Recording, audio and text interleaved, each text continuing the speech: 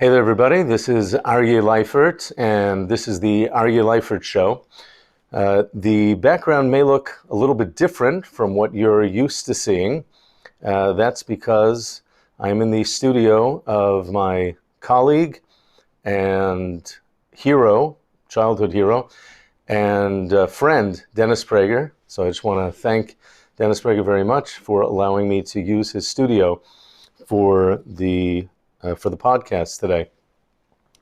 The Aryeh Leifert Show is brought to you by Israel Insider Tours for all of your needs for your next Israel trip.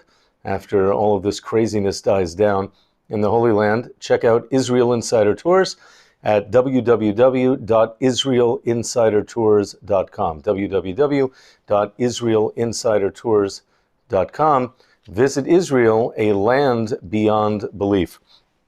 So the topic for today is the Palestinian refugee issue. The Palestinian refugee issue, we hear about it frequently, certainly with the conflict that's going on now between Israel and Hamas in the Gaza Strip. We hear about the Palestinian refugee issue, and I just want to talk a little bit about that. So why is there a Palestinian refugee issue at all? Well, it dates back to 1948.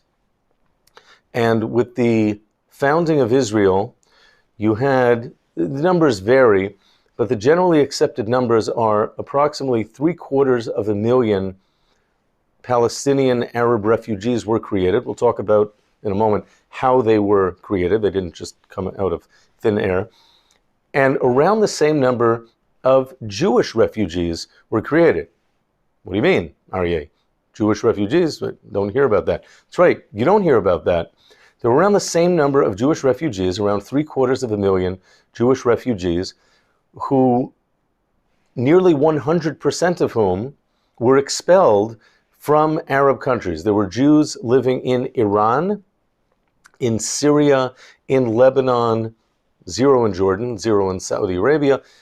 A lot of Jews were living in Egypt, Morocco, and nearly all of them were expelled.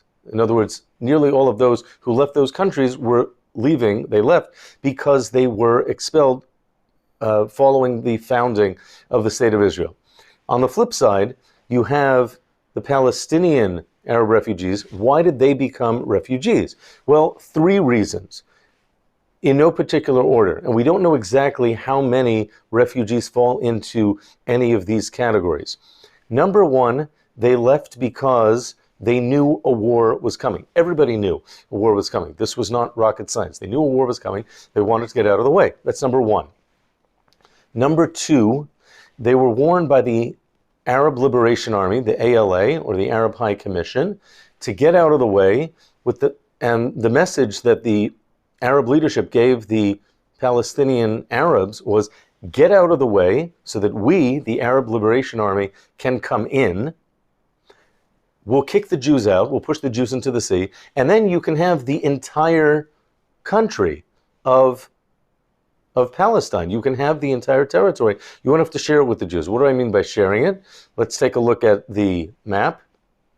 There's the map of the 1947 UN partition plan, where the United Nations was dividing up Palestine into a Jewish state and an Arab state. The Arabs of Palestine said no, as they consistently did, to any plan of partition, whether it was introduced by the British, whether it was introduced by the United Nations. The Jews said yes. The Jews said yes, we will take this plan. So those are 2 of the reasons. So again, the first reason is they left of their own volition because they wanted to get away from the impending war. Number 2, they left because they were warned by the Arab armies, get out of the way so that we can push the Jews into the sea. The third reason, and I don't want to cover this up, there were many, we really don't know how many, that were forcibly expelled by Jewish forces. I say Jewish forces, not Israeli forces, because most of them were expelled before there was the State of Israel. So whatever, Jewish Israeli forces, practically speaking, it's the same thing. They were expelled. Yes, there were towns, particularly between Jerusalem and Tel Aviv, that were forcibly expelled because the Arabs of those towns were attacking the Jewish forces that were trying to break the Arab siege of Jerusalem. Between Jerusalem and modern-day Beit Shemesh, those of you who know the geography of Israel, it's a bit to the west of Jerusalem. So between Jerusalem and the Beit Shemesh area, there were around 40 Arab villages and 4 Jewish villages. Today, there are a number more Jewish villages. There are 2 Arab villages, Ein Nakuba and Abu Rosh. Ein Nakuba and Abu Rosh. Why are those villages still there?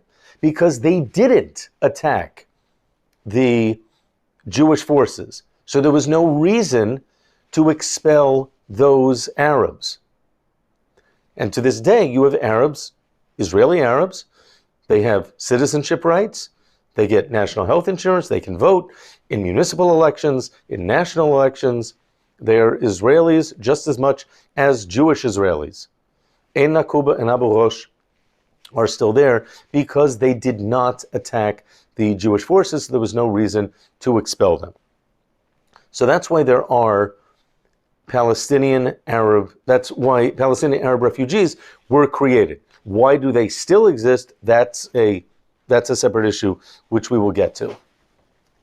Okay, so after the war, you have the UN that passes Resolution 194. The partition plan was 181. The issue of Palestinian Arab refugees was Resolution 194. I may be getting it wrong in the sense that I don't know if it specifically says Palestinian Arab refugees. It may say refugees in general. Gotta look that up. But it certainly mentions refugees, and 194 has been understood to refer to the Arab refugees, because within about 10 years, all, and I mean all, of the Jewish refugees were absorbed. Either they were absorbed in Israel, or they were absorbed in other countries. But they were all absorbed. You will not find any Jewish refugees today from the war in 1948. They were all absorbed. So the question on the table is, why are there still Palestinian Arab refugees today? For those of you who have been paying attention to the news, and I'm sure most of you who are listening to or watching this have been paying attention to the news, you hear about Israel bombing this refugee camp, that refugee camp. I don't want to get into that issue of Hamas hiding weapons and other equipment and their fighters in the refugee camps. That's not my issue. Why are there still refugee camps at all? Why the Jabalia, or Jabalia, I'm not sure how to pronounce it, the Jabalia refugee camp in the Gaza Strip, the Khan Yunis refugee camp, why are they there? Why do they still exist 75 years after the Israeli War of Independence ended? Why are they still there? The Palestinian Authority gets billions of dollars a year. Hamas has gotten billions so the Palestinian Authority is getting from the EU, from the United States, from the United Nations. Hamas is not getting from those sources. They get more from the Gulf Arab states. But either the Palestinian Authority or Hamas, they're getting billions and billions of dollars a year. Why are there still refugee camps? So I want to give an anecdote, personal experience that I had 10 years ago. So it was around 2013. Right, so in 2013, it was a little bit after the 65th anniversary of the State of Israel. And I was going through a refugee camp it was in Bethlehem, called the Aida, A-I-D-A, the Aida refugee camp. It was led by a Palestinian guide. And I asked him, well, first of all, let me add, if I hadn't been told that I was in a refugee camp, I wouldn't have known. I would not have known that I was in a refugee camp. Was it a beautiful neighborhood? No. But it's not like there were tents set up. There were apartment buildings, 3-4-story apartment buildings, not the nicest neighborhood, inner city. I mean, it was comparable, I suppose, to some parts of downtown Detroit, or way back when, Newark, Cleveland, certainly Detroit. I mean, certainly like the opening scene of Beverly Hills Cop, where you see Detroit. Yeah, that was similar to the Aida refugee camp.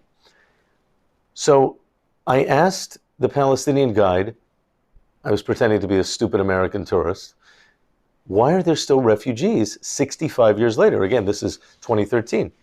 Why are there still refugees 65 years later after the war of 1948? And he gave two responses. One, he said, just because, and I added, Bethlehem's right over there. Looking towards Bethlehem. Bethlehem is right over there. Why are there still refugee camps? He gave a couple of answers. Number one, which I thought was very reasonable.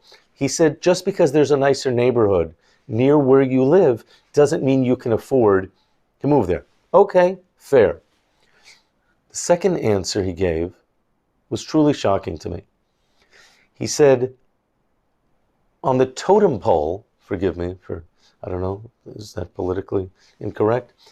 On the totem pole of Palestinian society, the refugees are very high up because, these are his words, because they suffered most directly at the hands of the Zionists, at the hands of the Jews, at the hands of the Israelis. And if they would move into permanent housing, they would lose that status as being very high on the social status totem pole. So it's better for them to stay in the refugee camps so that they don't lose that status. He said they're mini celebrities because they suffered most directly. Tragic. And I will tell you, from visiting the refugee camp and speaking to this Palestinian guide, it was very clear these refugees have not been prepared for the reality that Israel is never going to readmit them. There were signs on some of their homes that had the names of the villages that they came from in what's today the internationally recognized state of Israel. In other words, not over the Green Line, not over the 1967 armistice lines that were set up with Jordan. We're talking about areas near Netanya, near Tel Aviv, near Herzliya, internationally recognized Israel, but there were Arab villages there. They're gone. These refugees have not been prepared for the reality that they're never coming back because they had the signs on their homes that said where they came from. You also saw in the camp a lot of graffiti with the numbers 194, which, as I mentioned, is the number of the UN resolution, and also the old-style Palestinian key that they still have. They still have the keys to their homes, which don't exist anymore. They have not been prepared for the reality that they are never, ever coming back. It was extremely eye-opening to visit this refugee camp. I feel badly for them that they've been used as political pawns by their leadership, by people whose job it is to care about them. Palestinian Authority, in charge of the Palestinians in the West Bank / Judea and Samaria, yet still have these refugee camps in Shechem, in Jericho, in Bethlehem, and Hamas in charge of the situation in the Gaza Strip, and there's still refugee camps there. It's terrible. I gain no pleasure from the Palestinian refugees continuing to be refugees. Thanks for watching. Thanks for listening. This is Aryeh Leifert, and this is the Aryeh Leifert Show.